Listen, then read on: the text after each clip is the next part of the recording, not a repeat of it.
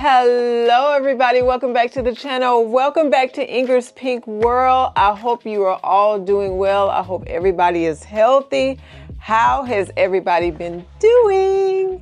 I hope you are doing well, you guys. I missed you guys. I kind of felt like I was separated from you because I was stuck in the wedding mode for 30 days. Anyway, today is the very last day of the wedding series, you guys. I hope you thoroughly enjoyed the wedding series this year.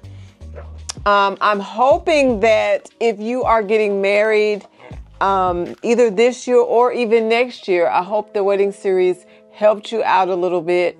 I tried my best to put out some videos of just different things, from dresses to shoes to cakes to everything weddings, even the venues. You know, I try to just find different videos of different venues that will give you guys some ideas. I have to say so myself, I covered some beautiful, beautiful gowns this year. The wedding gowns are just everything this year. They really are very, very pretty. And then tonight is the very end of the wedding series, and tonight's video will strictly be a talk with you about the do's and the don'ts of planning a wedding and some wedding tips to try to save you some time and some money. So we're not going to waste any time, you guys. We're going to dive right into this video. Hopefully it won't be too lengthy. I'm going to try to not to make it too lengthy, but I'm going to try to hit the most important things for you this evening. I don't want to make this video too long because then you won't even see it until May the 3rd or something strange like that, because it'll take forever to upload. So without further ado, we're going to jump right into the last day of the wedding series. All right, you guys. So, I might need to clean these glasses a little bit. I have a million pair of reading glasses, you guys, and I promise you every pair of them is smudged. Oh, okay, that's better. All right. So let's start out, you guys. I have notes here. So if you see me looking down, it's my notes. Okay. I have notes so that I can try to cover the most important things for you. By the way, if you're new here, you've never been to my channel before, I am a retired event planner. My specialty was weddings. I went to school for it because I was just that interested in it. I love everything weddings. I'm very passionate about weddings. And they're just, to me, a wedding is one of the most beautiful things in this world. So that's a little bit of background for you, okay? So I am a certified event planner. I am just retired. All right, so every year I am sure to look up the cost of what a wedding costs, because every year weddings go up.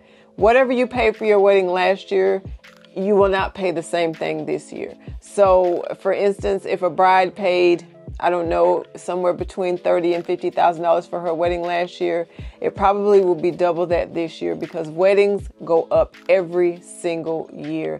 The price of the weddings go up because everything goes up, from cakes to dresses to shoes.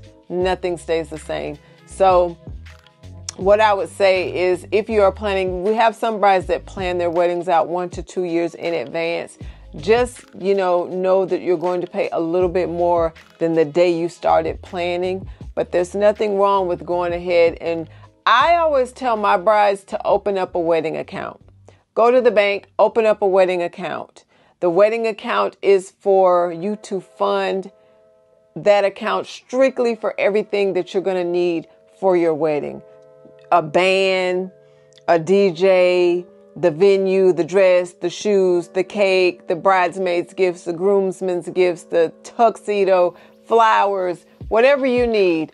Open up a wedding bank account, especially if you are planning your wedding 1 to 2 years in advance. That means that's 1 to 2 years that you can be funding that account, so that when it comes time to start writing these deposits for stuff, because everything needs a deposit, you guys. So once it's time to write the deposits for all of this stuff, you won't feel so overwhelmed financially because you will have been saving for it. Okay. So that's just that's a little tip. Open up a wedding account, fund it, even if it's for a year, fund it. And when you get to the point where it's time to start writing checks for deposits and things of this nature, you will feel better about it because you will have been saving for it. All right. So let's see, what should I start with? Well, let's start with the 10 steps to start a wedding. 10 steps to start a wedding. 10 steps to planning your wedding. I'm sorry, you guys. Number 1, set a budget. Now, I'm going to speak a little bit on each thing I tell you, but not a lot, just a little bit to give you a little bit of idea. Set a budget, you guys. When you set a budget for a wedding, please, I'm begging you, be honest with yourself and your groom and any family members that are going to financially help you with this wedding, if that's the case. Make it a realistic budget, okay? And once you make the budget realistic, stick with it. Don't go under it. Don't go over it, okay? And if you have an event planner, please keep in mind that your event planner needs to be paid too. So some event planners will charge you a deposit, then they will make you sign a contract, and then, they'll tell you how they want to be paid. Some are paid weekly, some are monthly. Some will tell you, you can just pay me at the end, okay? Everybody does it differently. So it just depends on who you hire if you go that route. I highly recommend for you to hire an event planner. And I'm not just saying that because I'm an event planner. I am saying that because planning a wedding will be one of the most overwhelming things you've ever done. It can become overwhelming. It can become stressful. It makes you want to give up and not even do it. And that's for the bride. I feel like if you hire an event planner, a lot of that weight will be taken off of your shoulders, okay? Your event planner is there to help you and go with you each step of the way. And you have some event planners that are full event planners, and that means they will go A to Z with you. It costs a little more money for that, but I promise you it is so worth it, because there may be days as the bride where you have other things to do and you just don't have time to get the 10 things done that need to be done towards planning the wedding. So if you have an event planner for that very reason, it will be so much easier for you. So I'm telling you, ladies and gentlemen, hire an event planner. It will take a load off of you. I promise you it will. Okay, so set a budget, set a realistic budget. Be honest with yourself. If you set a budget for $30,000, don't go to 40, stick with 30, okay? It's very easy to go over budget. And if you don't want to go over budget, then set a realistic budget from jump, okay? All right. Choose 2 to 3 possible dates for your wedding. The reason this is because a lot of times, even if you're doing it a year in advance, if somebody has beat you to the punch and the day that you wanted to get married at the Ritz-Carlton, there's 3 other brides getting married that day and they don't have a time slot for you, you need to pick a second day. Your first day didn't work out, pick a second day. If the second day is booked up, pick a third day. So pick 1 to 3 days where you are flexible to get married, okay? Especially in the summertime, because that's the time that weddings are just booming, okay? It's very easy for 50 brides to have the same day to get married, okay? So have 2 to 3 possible dates, all right? That's number 2. Number 3, start your guest list. It's never too early to start your guest list. You don't want to forget anybody. You don't want to forget the most important people in your life and your friends. And let me tell you, once you start planning a wedding, it is very easy to start forgetting a lot of things because you are overwhelmed. Okay, so go ahead, start planning your guest list early. Number 4, decide on the style wedding that you want. Do you want a vintage wedding? Do you want a very modern wedding? Do you want a Disney themed wedding? Go ahead and figure out what style wedding you want and go with it. Write it down. And, if you have a wedding book planner, you guys, like a planner for the year, they sell wedding book planners. Write this stuff down in your planner. That will help you stay very organized. That will help you know what you've already done and what you need to do. So get yourself a planner, okay? Decide on a venue is number 5. Figure out where you want to get married. Do you want to get married at Disney World? Do you want to get married at Six Flags? Do you want to get married at the Ritz-Carlton? Figure out a venue. Once you figure out a venue, it will be time to talk to someone about putting a deposit down to hold your special day. Okay, so find a venue. Number 6, research venues and, why am I trying to read without my glasses? Research vendors and your wedding dress. So it's time to research. Do some research about what wedding dress you want, and vendors can be anything from flowers to where you want to get married. So it's time to do research. It's time to get in Google different places and different places for dresses and shoes and bags and bridesmaids dresses and all of that. Google will be your best friend if you're not sure where to go, okay?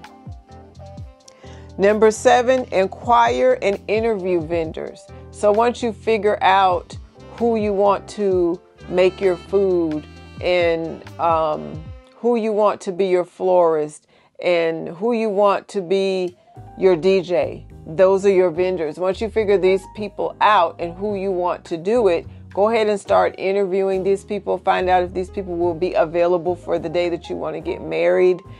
Because a lot of times with DJs and a florist and all these types of things, they're booked up a lot of times. So you need to go ahead, and as soon as you find somebody that you like, go ahead, interview that person. Please check their resume and make sure that they are what you want, okay? I would suggest that you interview people and find out how many weddings have they already played at, how many weddings have they already been in, how many weddings have they already worked with, and that way you'll know if they are reputable and if you need to hire them or not. So start interviewing some vendors.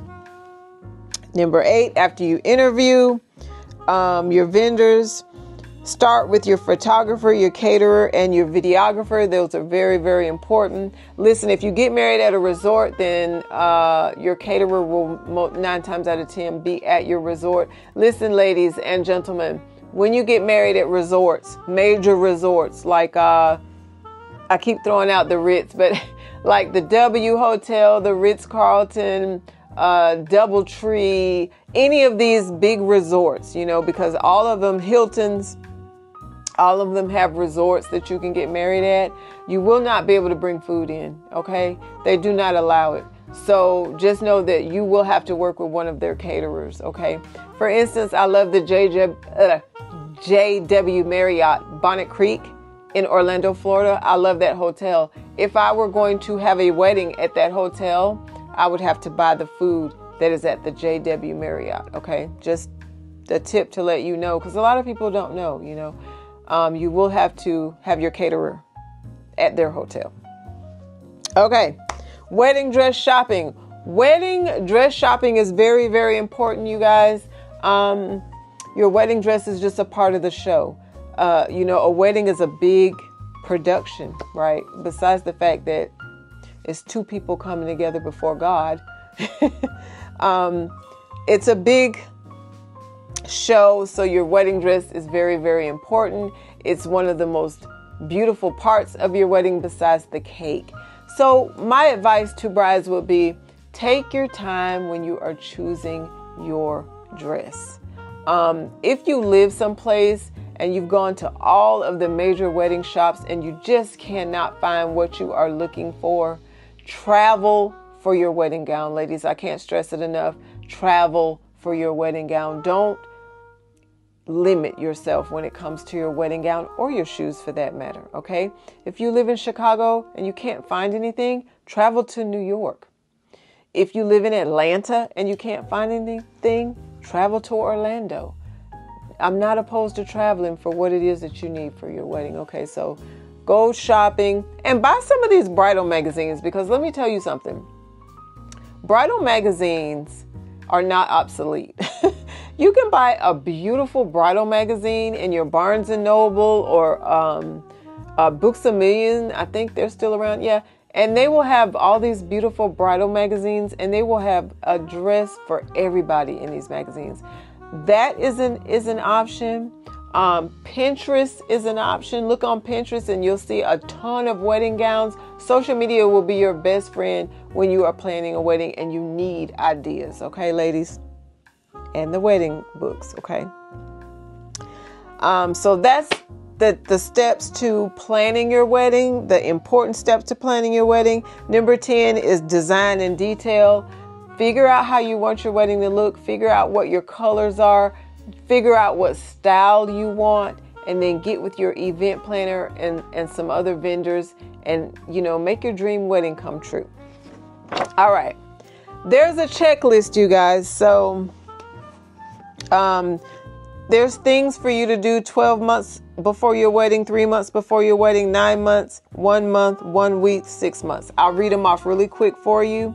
Wedding checklist, 12 months before your wedding.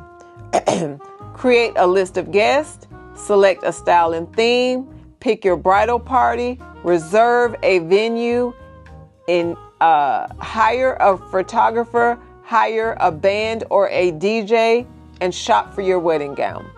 That's 12 months before the wedding, okay?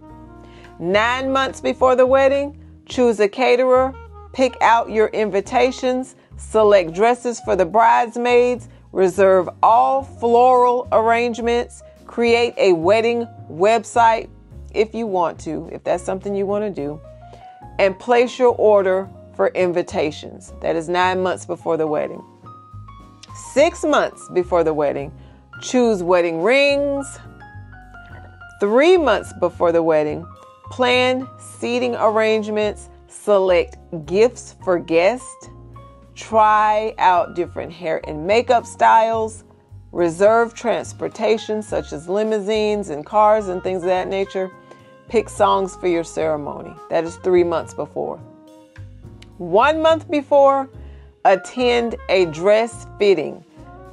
Now, let me tell you something about that. You may have to do that more than once, so just keep that in mind.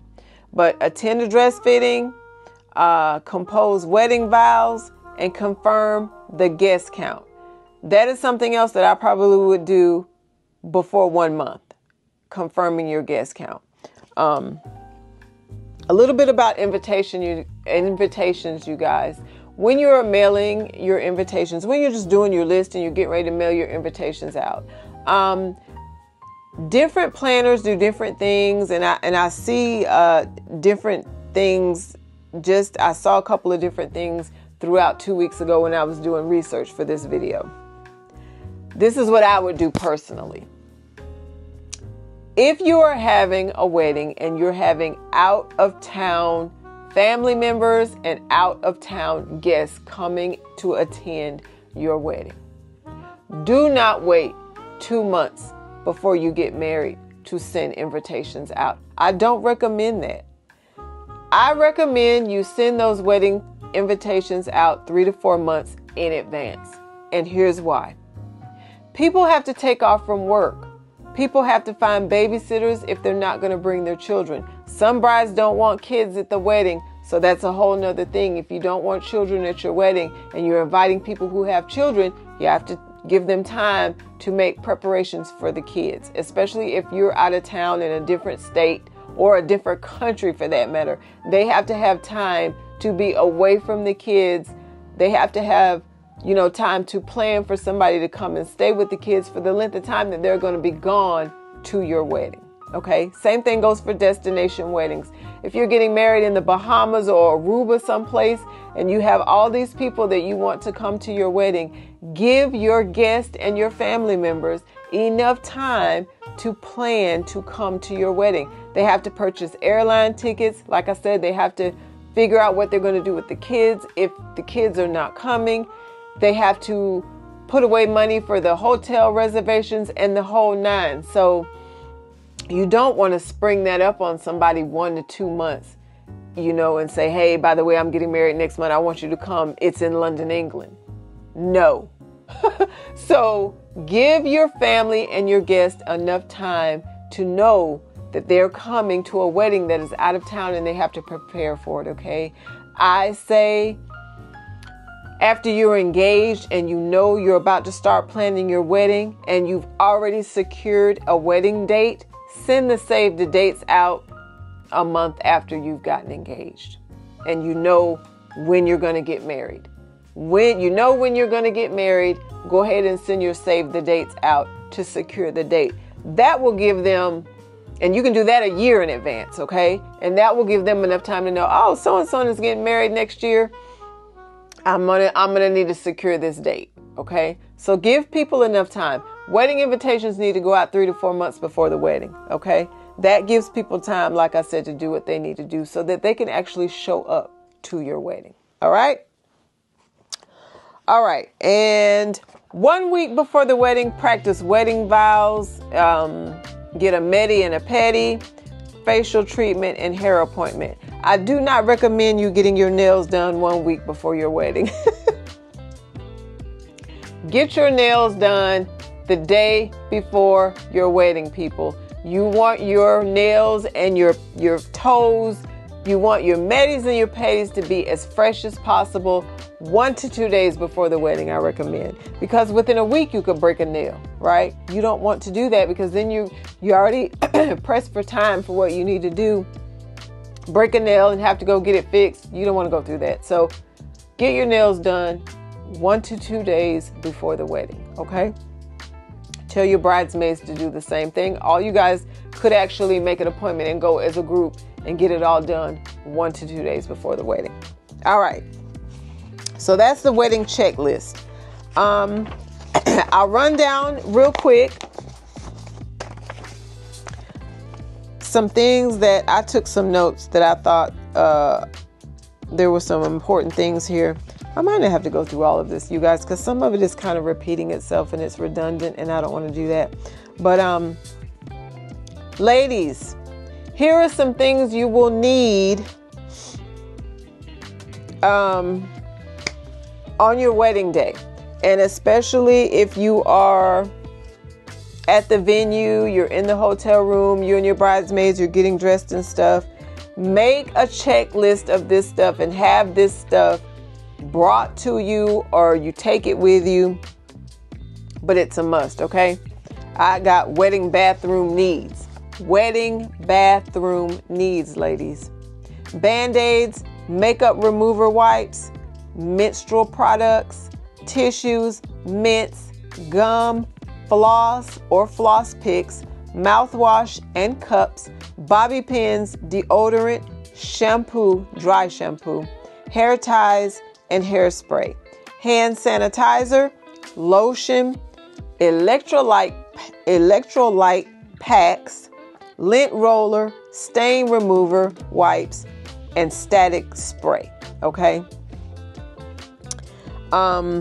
Let's see. Don't forget. Let's see. What do we have? Some things for engaged couples. Remember to add. This is very important, you guys. It's not even engaged couples. Bride and groom. Remember to do this when you're in the wedding process. Remember to add a private last dance just for the two of you in your timeline of the wedding. This is so you can soak it all in, look around at the venue when everybody's gone, and just kind of remember that this is the first day of your lives together. Okay, so remember a last dance for just the two of you. Okay. Let's see. RSVPs are very, very important, people. When you send your wedding invitations out and you put the RSVPs in the wedding invitation, please be specific about when you want those RSVPs to be back, okay? And wedding guests, please send the RSVPs back. People never RSVP on time. I don't understand it. I don't know why, but it's proper to RSVP to a RSVP, so to speak. The reason I say that is because the caterers are waiting to have a head count. You know, if you invite 200 people and only 150 are coming, the caterer needs to know that so that they don't make food for 200 people. RSVPs are very, very important. They save the bride and groom money, or the bride's parents, whoever's paying for the wedding, okay? So bride and grooms, be very specific about your RSVPs. And when you say, I need these back on this day, please make sure that you make it known that you need the RSVPs back on time, because you have a caterer that is waiting on a head count, okay? It's super important. All right. Registries, ladies, make sure you go to all your favorite places and do a wedding registry. That way people can go ahead and purchase items that you actually want for your wedding, okay? Also, when you do your invitations and you have guests coming from out of town, please don't forget to put hotel information in these invitations, rent-a-car information in these invitations, anything that you think your guests might need that are coming from out of town. Put some extra stuff in the wedding invitations, such as hotels that they can stay at that'll be close by to the wedding venue, okay? Don't forget to do that. Also, ladies, your event planner can do this for you. Ladies and gentlemen, your event planner can do this for you. But if you are staying at a major resort, be sure to remember to tell the hotel how many guests that you have coming. You may have out-of-town guests that simply want to stay at the resort that you're staying at.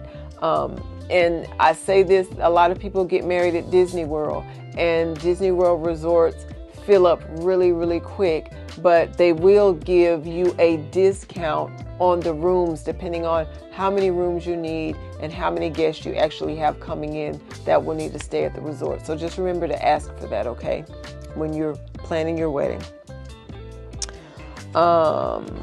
And let's see, I think that's I'm trying to hurry, you guys, because I don't want to be here all night. And like I said, I think I've covered the most important things. Yes, I have. Also, you guys, at the wedding, when you have friends and family that are giving speeches, please keep it to a minimum. Don't make it very long. And for those of you that are giving speeches, friends, family, whoever, try to make your speech a little different from the last person and make it so that it's not exactly the same thing. And keep it short and keep it sweet, you know, and keep it classy for the toast and the speeches. And that's really all I have for you guys. I didn't want to make it super, super long. Like I said, I want to go ahead and try to upload this video for you this evening. I hope you enjoyed the wedding series. I thoroughly enjoyed doing it this year. I put a lot more into it this year than I did last year. And I want to do the wedding series every single year on my channel. So hopefully every year I will just get better at it and get better at giving you what you need as a bride or a groom. So I thoroughly enjoy doing it. One of my passions besides crafting is weddings. So, I'm really passionate about what goes into a wedding and how the whole thing turns out. So I hope you guys enjoyed all the videos, and I hope you enjoyed all of the information. One more thing that I wanted to tell you that's really, really important is please,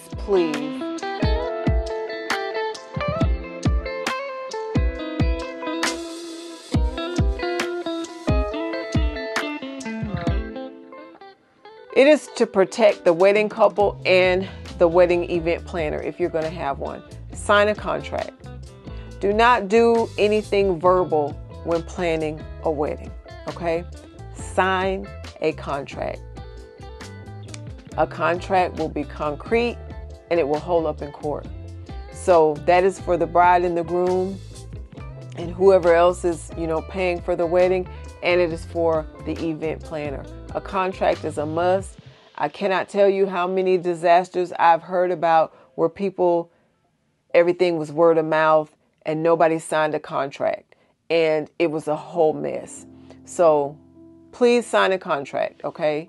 Make sure you get everything in writing. Make sure that it is exactly what you want as the couple. And also for event planners, make sure that you are very specific about your pay, how you want to be paid, when you want to be paid, the whole nine. A contract will protect everybody, okay? And that is it, you guys. That's all I have for the wedding series this year. Congratulations to all of the brides and grooms of 2024. It was my pleasure to do this for you. I hope you go back and look at all of the videos if you need to. If you need to go back and look at some cakes and some dresses and some venues to get ideas and just get a little bit of inspiration if you are in the planning process, please do so, okay? All right. And on that note, I'm going to get ready to end this video because I didn't want it to be too long. So listen, I have a lot of content coming because I had regular content that was kind of backing up a little bit because I was strictly doing 30 days of weddings. Now that the wedding series is over, you guys, I have a lot of content for you. So I have purchased some things from Amazon that I want to show you, and I will do it in next week's videos. I have done a couple of little different things and just purchased some things that I'm excited to show you. Okay. But that's going to be in the next video. So you guys know what to do because I tell you in every single video. Thank you for tuning in to this year. I appreciate you, but please drink your water, take your vitamins and eat your vegetables and stay as healthy as you possibly can. Because health is one of the most important things we can do for each other today in today's society. We need to stay healthy for friends, family, loved ones, pets, neighbors, everybody, y'all. The healthier we are, the healthier our world will be. So do everything you can to stay healthy, okay? All right, you guys, on that note, I got to go because I'm hungry and I need to make myself something to eat. But I love y'all and I appreciate y'all and thank you so very much for tuning in to the wedding series this year. I will see you next week for regular content. I can't wait. All right. I love you guys. Bye.